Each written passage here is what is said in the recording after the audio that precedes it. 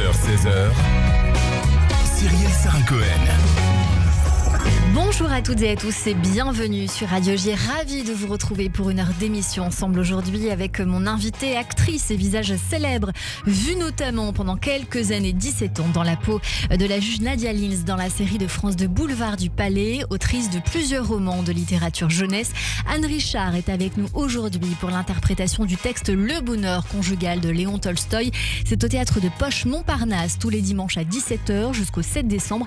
L'occasion de découvrir notre invité en direct aujourd'hui sur Radio J. 15h-16h, Cyrielle Sarah-Cohen. Radio J.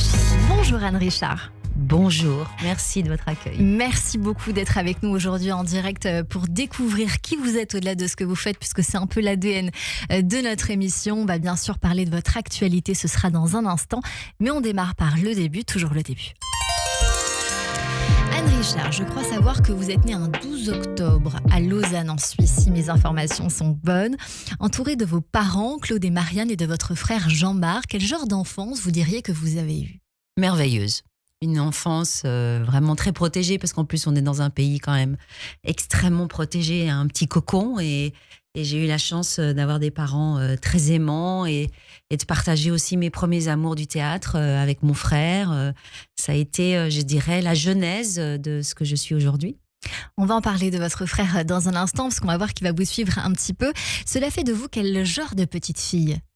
Alors, une petite fille extrêmement timide, maladive, timide. J'ai beaucoup traîné cette maladie avec moi. Je la considère vraiment comme un handicap parce qu'on en souffre beaucoup. Je pense qu'elle est timide, reconnaîtront ce discours. Mais voilà, une travailleuse, bonne élève, voilà, plutôt sage, tout ça.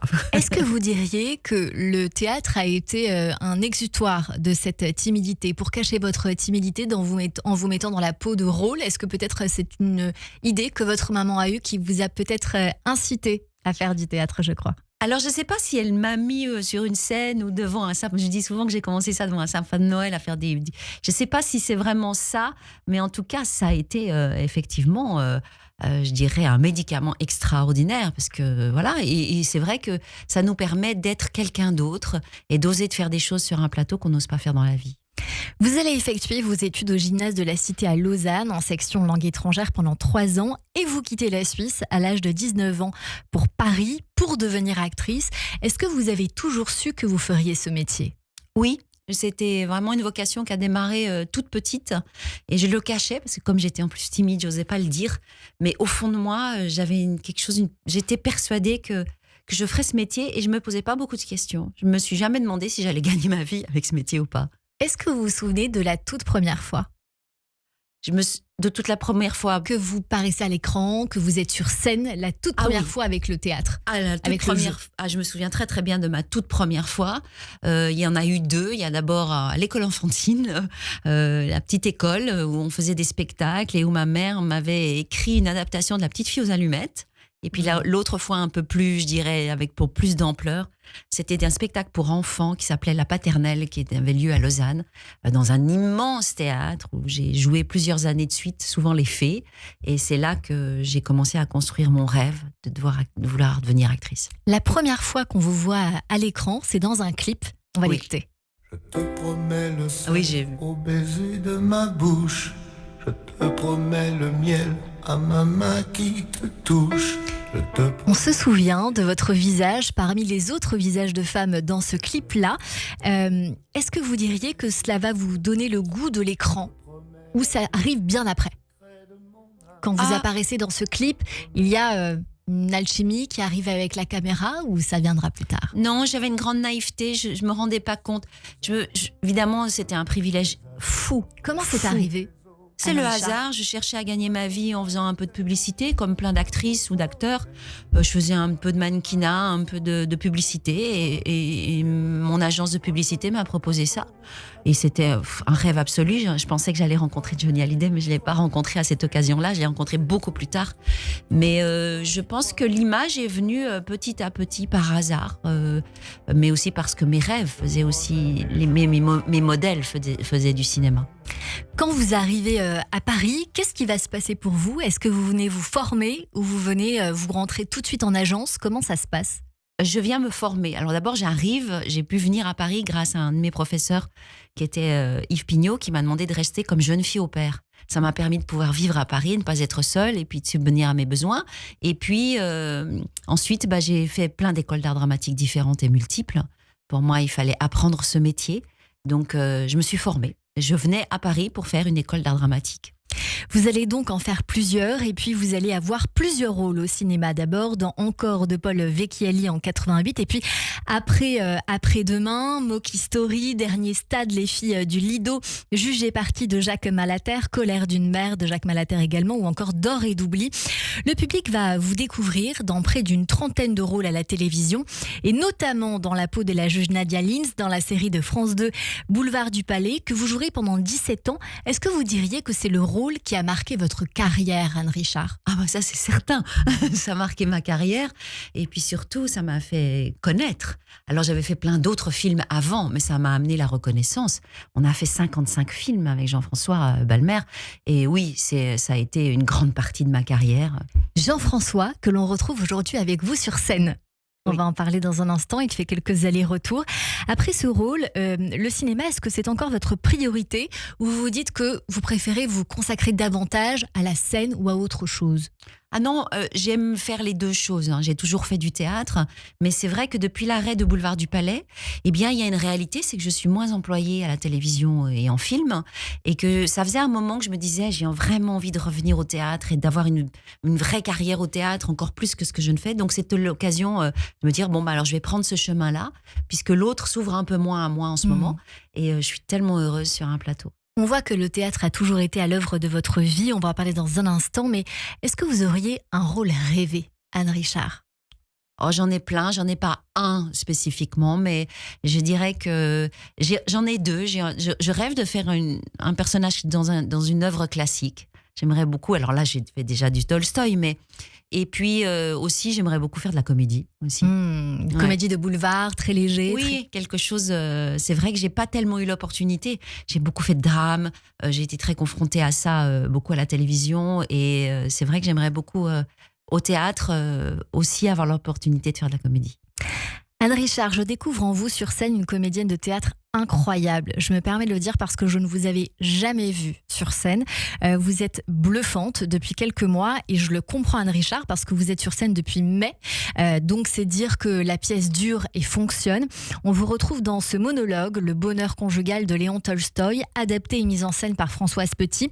C'est au Théâtre de Poche Montparnasse et tous les dimanches à 17h jusqu'au 7 décembre. C'est une pièce d'une très grande poésie et je me suis demandé si c'était aussi pour ça que vous l'aviez acceptée. Alors, je l'ai acceptée parce que c'était une proposition de Françoise Petit-Balmer et puis parce que ça me permettait de jouer quelque chose que je n'avais jamais joué. Le rôle d'une femme amoureuse. On m'avait jamais proposé des personnages comme ça, tout en finesse, romantique. Et puis en plus là, j'ai la chance folle de pouvoir partir de l'âge de 17 ans jusqu'à mon âge d'aujourd'hui, de jouer plusieurs personnages.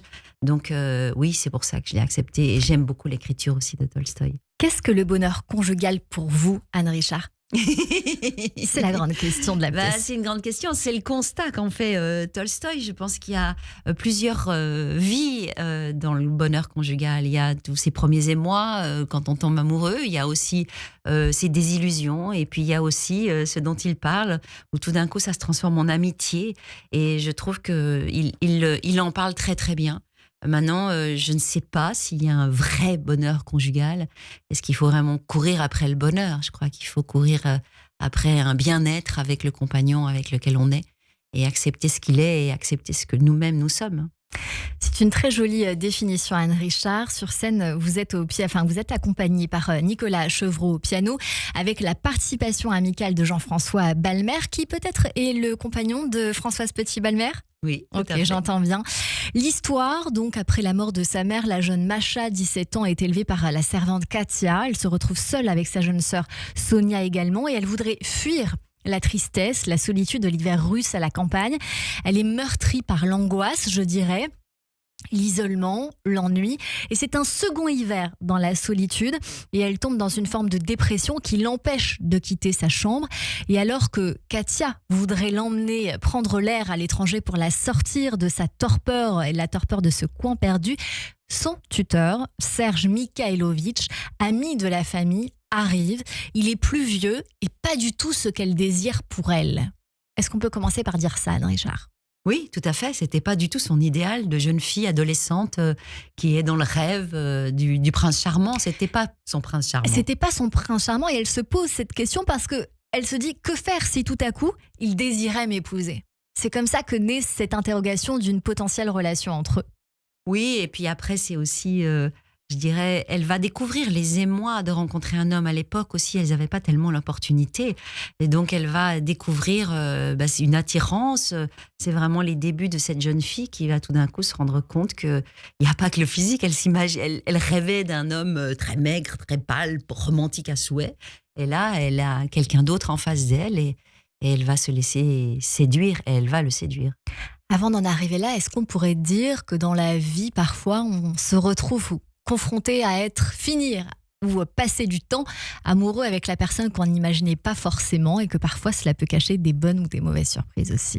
Oui, je pense qu'on ne peut pas... Alors bien sûr, on peut rêver. Moi, je crois que souvent, je dis à des amis, c'est vrai que c'est important de se dire quelle est la personne avec qui j'aurais envie de partager ma vie. Et là, on lui met toute une liste de qualités. On oublie parfois, mais je crois que c'est aussi... La magie, c'est aussi de pouvoir se retrouver à découvrir quelqu'un et qu'il ne corresponde pas à tout ça, en fait. Macha se souvient d'une phrase de sa mère qui avait dit « Je crois, c'est un mari comme cela que je désire pour ma fille », une sorte de phrase qui voulait dire ça. Est-ce que vous pensez que ce vœu de mère, ce souhait, aura une incidence dans la suite de ce qui va se passer entre Macha et cet homme-là ? Est-ce qu'inconsciemment, elle pense au souhait de sa maman ? Je crois pas. En tout cas, moi, je l'ai pas intégré comme ça. Au contraire, je pense que ça l'a freinée dans son souvenir qu'elle avait de lui quand elle était toute jeune et qu'on voulait lui imposer quelqu'un.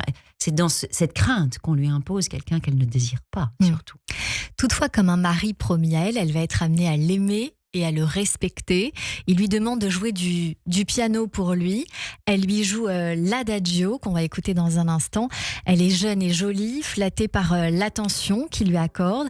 Elle commence à le voir différemment et alors qu'il tente de la secouer en lui disant que ce n'est pas bien de ne pas savoir supporter la solitude, lui, il la connaît, la solitude. C'est peut-être aussi pour ça qu'il lui dit ça. Oui, puis il a une maturité. Je crois que c'est très inspiré de la propre vie de Tolstoï.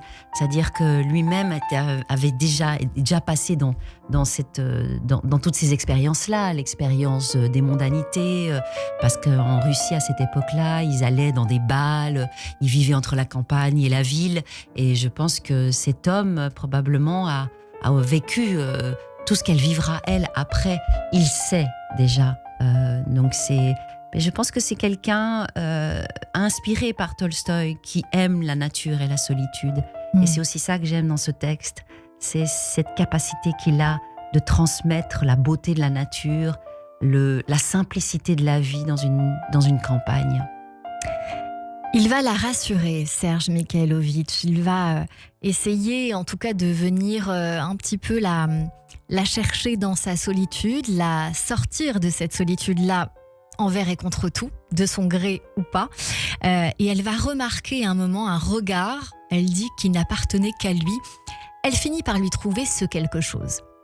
Ah oui. Je crois que tout d'un coup, dès qu'il arrive, elle le voit plus avec des yeux d'une enfant qu'elle avait sur lui, elle le voit avec des yeux d'une adolescente, enfin d'une très jeune femme. Mais elle va le redécouvrir et se laisser séduire par cet homme qui est probablement très très beau. Et aussi. Alors qu'il est froid avec elle, il ne supporte pas qu'elle se laisse mourir de chagrin. Et elle dit, il lui parut qu'il fallait vivre pour être heureuse. J'ai trouvé que cette phrase était peut-être une des plus belles de ce texte-là et je me suis demandé ce que vous en penseriez. C'est magnifique. Et je trouve que c'est une phrase qu'on devrait transmettre aux personnes qui peuvent être en dépression ou aux jeunes qui se disent mais quoi je crois que ça vaut vraiment la peine d'essayer de vivre pour voir si le fait de vivre va tout simplement, cette énergie de vie, nous amener le bonheur, je ne sais pas, en tout cas, des moments heureux et de plaisir de partage ou d'amour. Mais en tout cas, je crois que c'est vrai que c'est c'est une bonne maxime. Est-ce que vous diriez que c'est peut-être la phrase ou le mantra, la philosophie à retenir de cette pièce, Anne Richard? Je pense qu'il y en a beaucoup. Il y en a beaucoup. Je pense qu'il y a aussi tout le constat du couple que j'aime beaucoup aussi.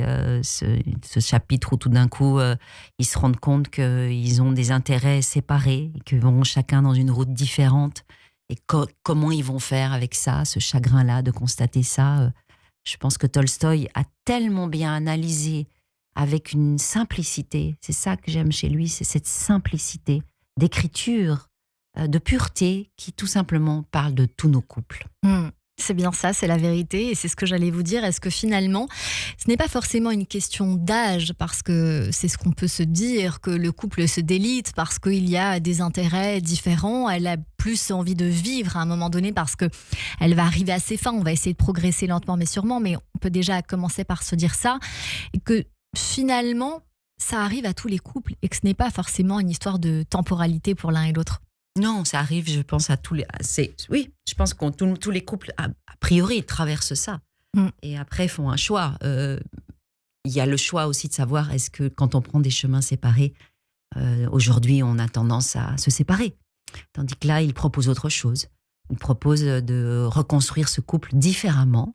Maintenant, est-ce que ça va être un couple heureux, d'être un peu presque des amis plutôt que des amoureux? C'est ce qu'il dit, hein. Ce n'est plus un amant, mais un ami qui te parle, et ils vont construire quelque chose de différent, mais je trouve ça très beau aussi, parce que l'amitié, c'est pas très loin de l'amour. Est-ce que vous croyez à l'amour qui dure, Anne Richard? Je ne sais pas, je n'ai pas eu ces expériences-là. Moi, je me suis séparée. J'ai eu des tranches de vie avec des hommes que j'ai vraiment profondément aimés, et ça s'est transformé en autre chose. Mais je pense que pour moi... l'amour ne s'arrête jamais et se transforme effectivement en amitié. Et moi, je sais que dans ma propre vie, mes anciens amours aujourd'hui sont des amis. Donc, je pense que quelque part, c'est éternel à travers ça. C'est peut-être aussi pour ça que vous portez très bien ce texte. Il faut dire que sur scène, vous avez plusieurs emplois. Vous êtes une jeune femme de 17 ans, vous êtes aussi Katia, la servante, on peut dire ça comme ça. Vous êtes tantôt Serge Mikhailovitch. Vous passez par tous les personnages. Est-ce que c'est la première fois que vous interprétez tout ce panel de personnages? Et qu'est-ce que ça vous fait ressentir? Parce qu'à la fin, on sent quand même que vous êtes vidé. Il y a quelque chose en vous, une émotion certaine. À la fin, quand vous dites au revoir au public, c'est très fort.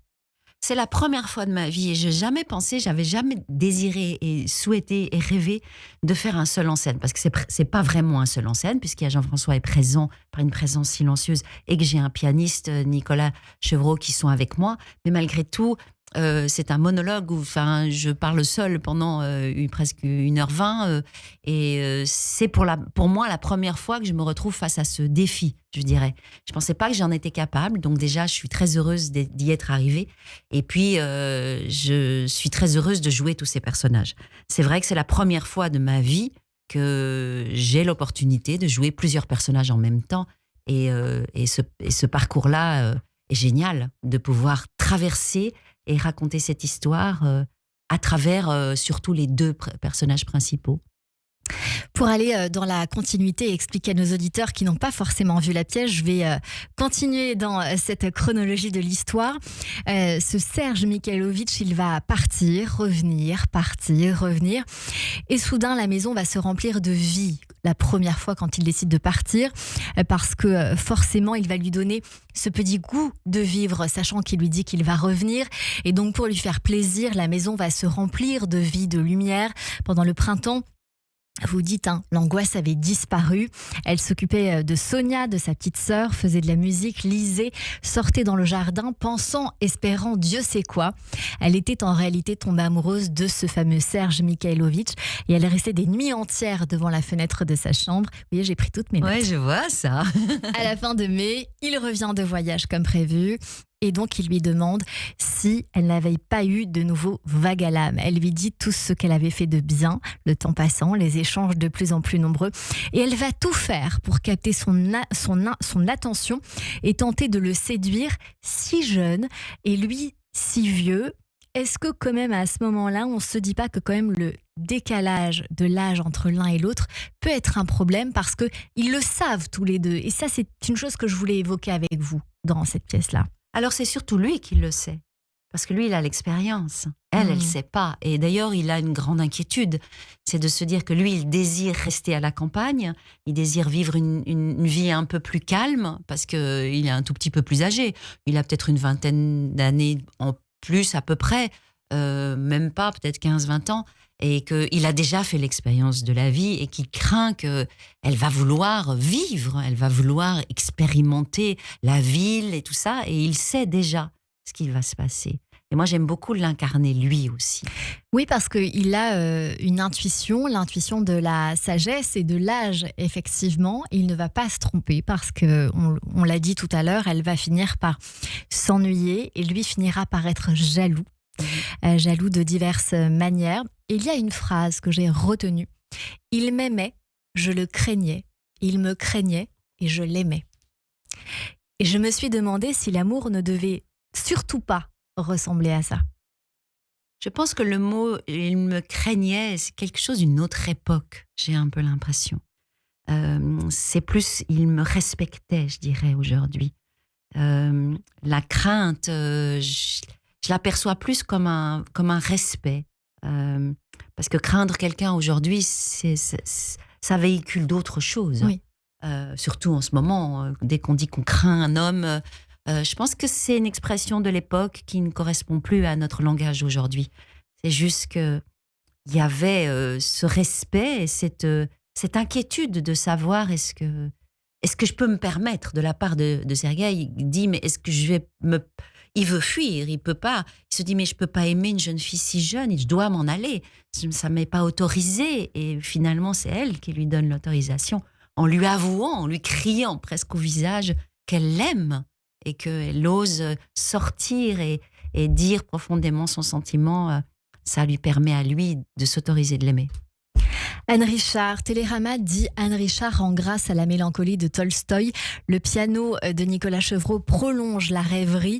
Figaro, madame, dit un magnifique portrait de femme doublé d'un chef-d'œuvre de délicatesse. Quant à Causeur, il dit l'adaptation et la mise en scène de Françoise Petit fonctionnent parfaitement. Anne Richard est irréprochable de bout en bout. Jean-François Belmer, dans un rôle muet, spectral, mais éloquent, il est parfait. Je suis bien d'accord. Pourquoi il faut venir voir ce spectacle, Anne Richard ? C'est vous qui allez nous répondre. Oh, pourquoi ? Pour découvrir la langue de Tolstoï, pour venir se faire un petit constat du couple, par exemple. Et puis, oui, c'est vrai, je pense que Françoise a mis en scène ce spectacle avec beaucoup de délicatesse et beaucoup de poésie. J'ai plein d'amis qui viennent nous voir et qui sont très touchés, en fait. J'en ai même certains qui sortent en pleurs parce que ça fait écho à leur propre couple. D'autres qui me disent, on a voyagé avec toi dans cet univers tellement romantique, tellement poétique, tout simplement, je pense, pour un joli moment de théâtre avec une très belle langue. J'aime beaucoup aussi ce voyage. J'emmène les gens dans ce voyage aussi de la nature et de cet univers, de cette campagne russe. J'ai beaucoup de plaisir à dire ces mots et à transmettre toutes ces images de ces paysages. Je crois que c'est un vrai voyage. Moi, je dirais que c'est du grand théâtre. Merci beaucoup, Anne Richard. Vous restez avec nous. On continue cette émission avec vous. Venez nous voir pour votre interprétation du texte Le Bonheur conjugal de Léon Tolstoï au Théâtre de Poche Montparnasse. C'est tous les dimanches à 17h jusqu'au 7 décembre. Restez avec nous. Mes chroniqueurs arrivent. Mais tout de suite, c'est le rappel des titres sur Radio J.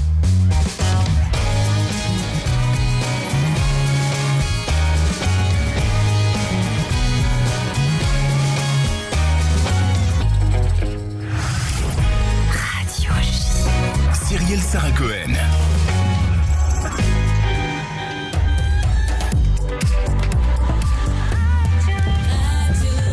15h30 sur Radio J. Bonjour et bienvenue. Tout de suite, le rappel des titres avec Nina Alouche.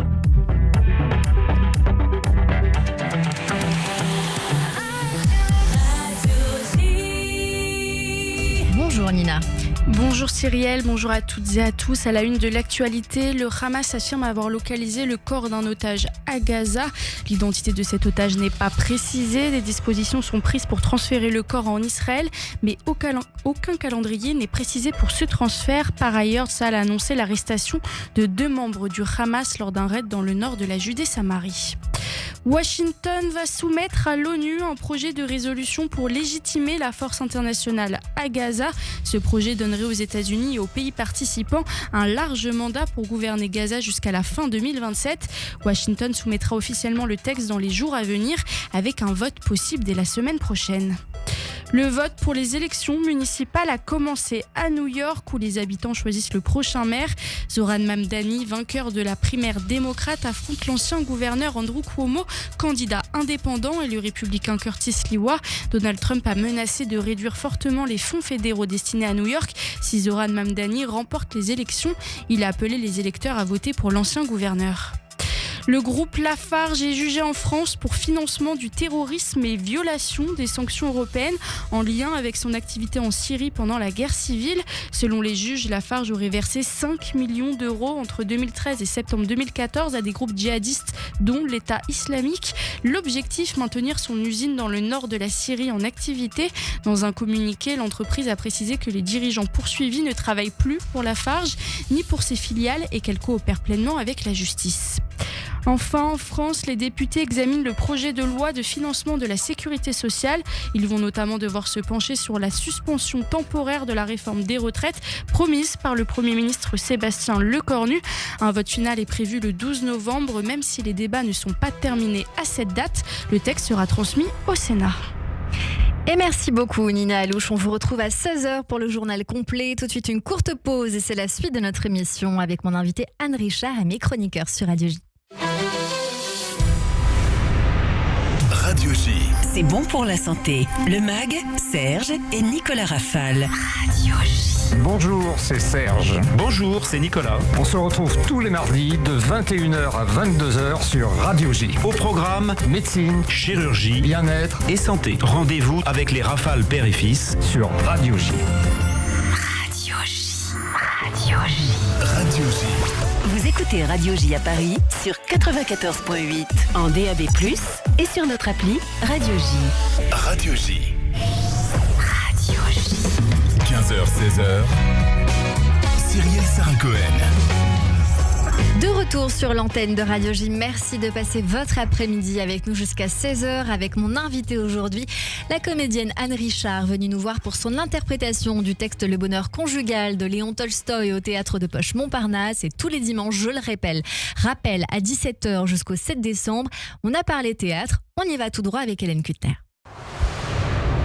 Et mes acclamations, mon enthousiasme, viva notre bienfaiteur.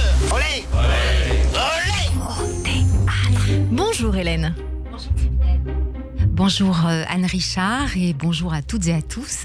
Anne Richard, vous aimez le théâtre et moi je l'aime beaucoup. Et je vous avais vu dans Rentrée 42 au Festival d'Avignon, dans lequel vous interprétiez l'une des 4 institutrices chargées de la rentrée dans une école parisienne du 11e arrondissement en 1942, alors qu'il manque à l'appel des dizaines d'enfants que le régime de Vichy a privés d'école. C'était vous, la directrice, qui deviez gérer l'impossible question « Où sont passés les enfants ?» C'était magnifique. Et en ce moment, on peut vous admirer, comme Cyrielle l'a dit, dans Le bonheur conjugal de Tolstoï. Vous interprétez Macha, une jeune fille dont s'éprend un homme de 20 ans de plus qu'elle. Une femme, du coup, contrairement à la directrice d'école, fragile, hypersensible, qui voit son amour peu à peu se transformer en routine, en répétition avec cet homme déjà installé dans la vie. Je désirais le mouvement, j'avais soif d'émotion, de danger, raconte-t-elle, comme on la comprend. Et dans un autre spectacle qui s'appelle Ailleurs après, il y a une jeune femme, donc c'est un spectacle qui se joue en ce moment au Petit Montparnasse, et cette jeune femme, elle va accompagner un homme plus âgé, aussi, dans une drôle d'aventure. Et pour ma chronique théâtre, chère Anne, c'est justement cette pièce dont je vais vous parler. Elle, c'est une jeune femme incarnée par Lou Chauvin. C'est une jeune femme de 30 ans qui aime la vie, mais qui vient de rompre avec son compagnon. Elle est vive, impatiente, possède un cœur qui pulse à 100 à l'heure. Lui, c'est Philippe Magnan. C'est un homme à la retraite qui vit seul depuis qu'il a perdu sa femme. Et ces deux-là vont se rencontrer un matin, en plein mois d'août, caniculaire, sur le banc face à leur immeuble. Qu'est-ce qu'ils font ? Ils engagent la conversation. Elle avale ses mots, c'est une jeune femme, elle parle très vite. Lui est beaucoup plus réfléchi, c'est un ancien prof de philo qui gueule encore ses cours dans la salle de bain pour éviter de perdre la mémoire. Et il offre à la jeune fille un livre qu'il vient de jeter dans les escaliers, Le traité du désespoir de Kierkegaard. Et de cette rencontre totalement improbable va naître un incroyable projet de voyage qui va les transformer tous les deux. Que peuvent-ils avoir en commun, ces deux êtres si opposés a priori, Hélène ? Eh bien justement, Cyrielle, c'est de ce contraste entre ces deux êtres si différents que va naître la relation. Car pour éviter le désespoir, pour ne pas se retrouver dans sa famille dans les Vosges, la jeune femme propose à son voisin un voyage au bout de la Bretagne, à Kergau-les-Ecs. Alors je ne sais pas, Anne-Richard, si vous connaissez Kergau-les-Ecs, si Cyrielle connaît, mais moi je ne connais pas. Pas du tout. C'est au fin fond de la Bretagne, dans le Finistère.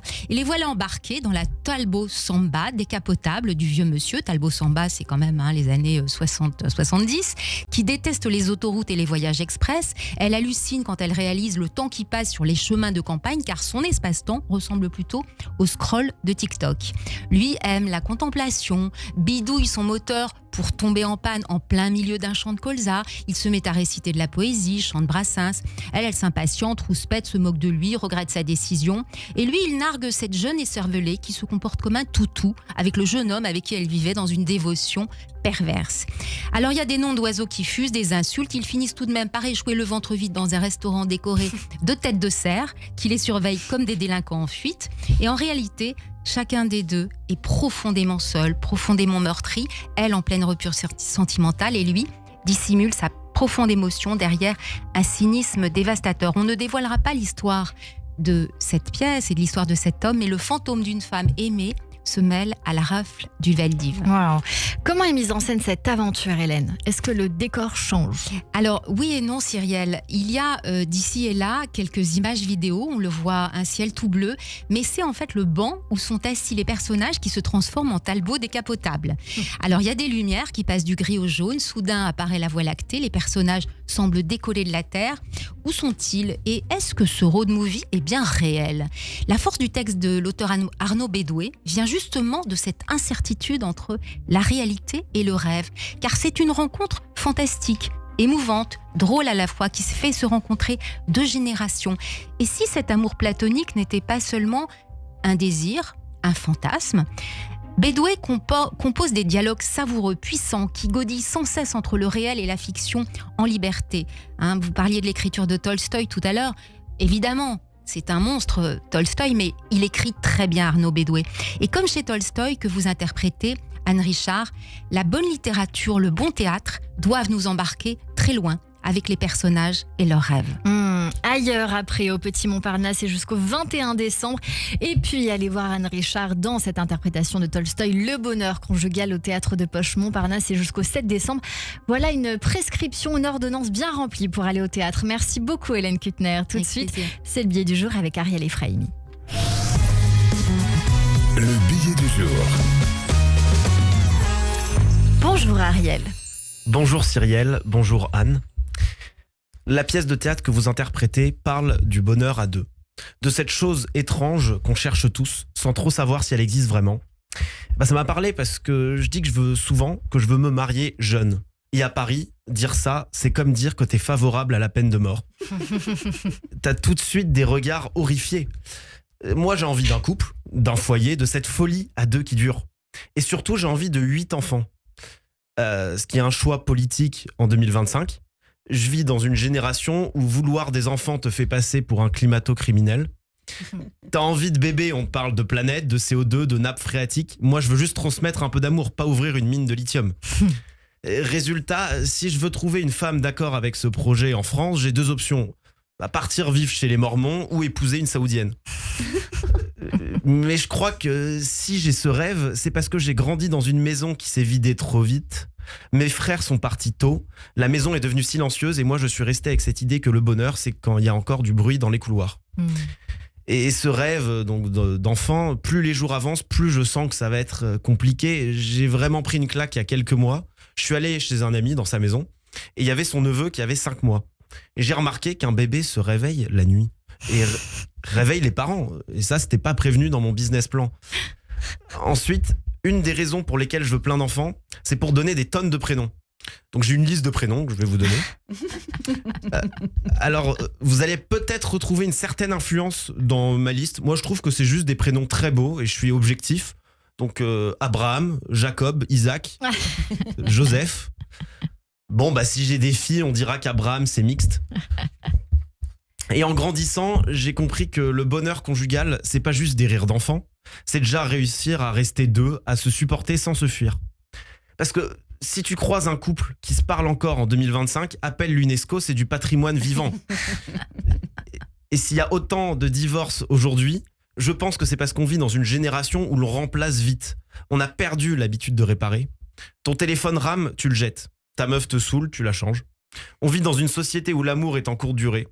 Et ton mec, c'est un Airbnb romantique avec une caution émotionnelle. Donc tu oublies même quand c'est sentimental. En même temps, le problème, c'est qu'à Paris, on le sait tous, la tentation est partout. Et ça casse les familles. Bah, par exemple, c'est une ville où si ton copain va à un séminaire et qui te dit « Je dors à l'Ibis, porte de la Villette », commence à chercher un bon avocat en droit de la famille. Les séminaires, c'est pas des réunions de travail, c'est du libertinage RH. Mais malgré le fait qu'il y ait autant de séparations, les gens continuent à se marier aujourd'hui. Et je trouve ça sublime. Absurde, mais sublime. C'est comme lancer une bouteille à la mer en sachant que la mer est pleine de bouteilles. Et on continue parce qu'on espère que la nôtre, elle va tomber dans de bonnes mains. Tolstoï montrait bien que l'amour ne meurt pas. Il change, il devient plus calme, plus discret. Mais il reste là, à condition qu'on arrête de se regarder dans les yeux pour commencer à regarder dans la même direction. Et qu'au fond, ce qui compte, c'est pas d'avoir 8 enfants, c'est d'avoir encore envie de rêver. Merci beaucoup Ariel et Efraïmi, c'est bien noté, hein. C'est bien écrit en effet. Merci beaucoup Ariel, on se dit à la semaine prochaine sur Radio J. L'introspection. Après la poésie d'Ariel Efraïmi, quelques phrases, quelques répliques de cinéma pour recueillir un sentiment ou au mieux une anecdote, une émotion de votre part, Anne Richard. La première, c'est Jean-Pierre Mariel qui a dit « Au théâtre, c'est sur ces silences qu'on juge un acteur. Dans Les Grands-Ducs, c'était en 96. » Est-ce que cette phrase vous parle ? Ah, énormément, oui. Parce que je trouve que le jeu passe au-delà des mots. Ce qui est important, c'est ce qui se passe à l'intérieur de l'acteur. Avant même de prononcer, je devrais pas dire ça par rapport à Molière, Shakespeare et tout ça, mais je trouve que c'est vraiment la vie intérieure qui va surgir. Une autre phrase, à ceux qui t'ont pris ton passé, ne leur laisse pas te prendre ton avenir. C'est dans Ballerina, le spin-off de John Wick. Est-ce que cette phrase vous parle ? Énormément. Je trouve que c'est un vrai travail. J'aurais aimé qu'on me l'apprenne à l'école, de pouvoir se dire ok, il s'est passé quelque chose dans le passé pour pouvoir vivre le présent et aller vers le futur. Il faut que je puisse oublier ou du moins ne pas laisser le passé imprégner le présent et peut-être passer par le pardon sans que ça soit aucune connotation religieuse, juste pouvoir pardonner pour pouvoir vivre mieux. C'est sur le chemin où l'on croit l'éviter que souvent on rencontre son destin. Peut-être pas dans votre cas, vous, parce que vous, on a la sensation que c'était un destin tout tracé, mais parfois on se perd. Mais moi, j'ai eu des rencontres qui ont jalonné ma vie et qui ont fait mon destin. J'ai rencontré des personnes dans ma vie privée, des hommes qui m'ont emmené vers un destin très fort. Je crois beaucoup à ça. Une autre phrase, on se contente d'une vie sans bonheur parce qu'on a peur du changement. Que pensez-vous de ça ? Oui, parce que oser le changement, c'est oser prendre des risques et d'abandonner quelque chose dans lequel on peut peut-être se sentir bien sans que ça soit complètement le bonheur, mais prendre le risque d'aller vers autre chose, ça peut être très effrayant. Ce n'est pas parce que tout ne marche pas tout de suite que rien ne marchera jamais. Oui, mais je pense que ça, tout ne peut pas marcher tout de suite. Si tout marchait tout de suite, franchement, on n'aurait plus envie d'avancer. Ça serait trop facile. Ce n'est pas d'être un bon cogneur qui compte. L'important, c'est de se faire cogner et d'aller quand même de l'avant. C'est d'encaisser sans jamais flancher. Waouh, c'est fort, cogner, hein, ce terme. C'est incroyable parce que cette phrase, elle ne plaît pas beaucoup aux personnes que j'ai en face de moi à chaque fois. Les personnalités que j'aime me disent « ce mot ne me passe pas ». Bon, c'est Rocky Balboa. Ouais. Mais c'est vrai que le mot cogner est difficile. Oui, mais on peut peut-être le traduire par bataille. Prendre des coups dans la vie, au quotidien, Oui, bien sûr. Bien sûr, et que souvent on dit qu'on apprend plus quand on rate que quand on réussit. Et c'est assez juste. Pour terminer, est-ce que vous avez, vous, Anne Richard, une philosophie de vie qui vous accompagne dans le quotidien ou qui vous a accompagné à un moment donné ? Je ne sais pas si c'est une philosophie de vie, mais je dis ça aussi parce que j'enseigne maintenant un peu. J'ai dit ça souvent à mes élèves qu'il faut oser croire en ses rêves. Parce que je crois que quand on rêve, ça nous permet de pouvoir aller vers quelque chose. Et que je crois beaucoup à ça. Je crois que nos rêves, moi j'en suis un exemple, mais le rêve que l'on fait dans sa chambre quand on est enfant, eh bien très souvent il devient réalité et il faut y croire. Tout de suite, c'est votre portrait sur Radio J. Le portrait psychologique. Radio J. Radio J. Et oui, comme toujours à la fin de cette émission, je sais que vous vous demandiez tout à l'heure, mais qui est Véronique Zana ? Que fait-elle dans cette émission ? J'ai tout de suite senti qu'il y avait quelque chose. Il m'a dit, vous verrez. Donc c'est votre portrait vu par Véronique Zana. Bonjour Véronique. Bonjour Cyrielle, bonjour Anne. Eh bien, on y va. Qu'est-ce que j'ai entendu ? J'ai entendu beaucoup de douceur, beaucoup de finesse et de la place à la lenteur, avec une dimension de temps qu'on peut prendre et intégrer ce que vous nous racontez. Et effectivement, ça commençait plutôt bien, avec un fil conducteur. Malgré cette grande timidité, maman avait le médoc. Et voilà comment la scène se présente comme une possibilité d'être autre chose. Et ça aussi, c'est vraiment intéressant pour ceux qui se sentent un peu empêtrés dans un début de vie. Montons sur une scène et là, ça change tout sur les mots, l'espace, la dynamique. Et alors, quand c'est offert par maman, il y a quand même là quelque chose du passé qu'on n'a pas envie de laisser tomber. On sent également chez vous quelque chose d'une grande fidélité. Ces 55 films que vous avez fait avec le même homme, on croit que franchement, l'amour, ça peut prendre peut-être d'autres lieux et d'autres champs. Alors que vous ayez toujours eu envie de faire du théâtre et amoureuse des plateaux, ça c'est extrêmement bien entendu. Que peut-être vous ayez envie de vous frotter à quelque chose d'un peu plus léger, ça laisse encore des pistes de développement et ça veut dire que ça n'est pas fini. Donc il y a chez vous ce fil conducteur mais qui se permet d'aller envahir d'autres lieux, d'autres scènes et ne pas en rester là. Alors on a aussi entendu que dans votre histoire, on aime les paysages, on aime la campagne. Et effectivement, tout à l'heure, sur ce petit canapé, vous disiez « Oui, Paris, ça me fatigue, il y a beaucoup de bruit, j'ai envie de revenir vers ma Suisse natale. » Et voilà comment est-ce qu'on a entendu que cette pièce vient soutenir peut-être votre désir de nous emmener en voyage. Et pour ça, cette pièce, elle n'est pas que sur les paysages, puisqu'on n'a pas arrêté de parler de l'amour. Et je me disais à quel point vous avez bien fait entendre la différence entre être amoureux et l'amour.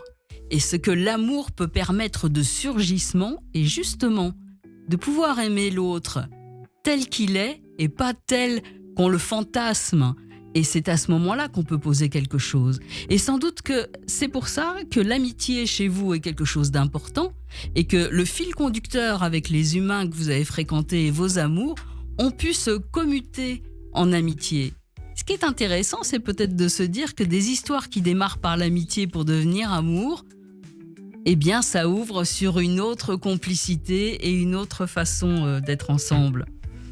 Donc, vous nous avez fait entendre toutes ces facettes du couple et comment les gens viennent peut-être aussi récolter un petit peu de comparaison avec leur vie et comment est-ce qu'on peut à la fois rester en chemin et peut-être pas toujours céder à la facilité de se séparer, encore que la jeunesse est peut-être un peu plus rapide de ce côté-là comme on l'a entendu tout à l'heure. Mais ces tranches de vie, ça permet quand même de mettre en place une relation qui ne s'arrête pas. Et on retrouve cette fidélité que vous avez sûrement avec vos amis, avec les personnes qui ont compté. Je crois que vous ne les laissez pas de côté, vous êtes toujours là avec eux. Donc, ce théâtre, ce voyage, cette façon d'aller vers l'amour, c'est un petit peu ce que vous communiquez autour de vous sans cesse. et que vous nous apportez pour nous faire rêver. Et le rêve, à quel point cette entité est importante pour pouvoir se réaliser. Vous l'avez redit. Alors, qu'est-ce qu'on a appris de vous aujourd'hui sur Radio J? On a appris que vous êtes une femme de défi, parce qu'au final, cette pièce, ce seul en scène, vous l'auriez peut-être pas tenté, mais là, ça vous permet de visiter toutes les époques de la vie d'une femme. Et Dieu sait si aujourd'hui, on aurait tendance à se penser monobloc, ou la société nous pensait monobloc. Ensuite, votre douceur lumineuse nous permet d'aller vers ce chemin de fidélité que vous nous donnez. Et là, la transformation de l'amour en amitié, c'est quelque chose à ne pas laisser tomber.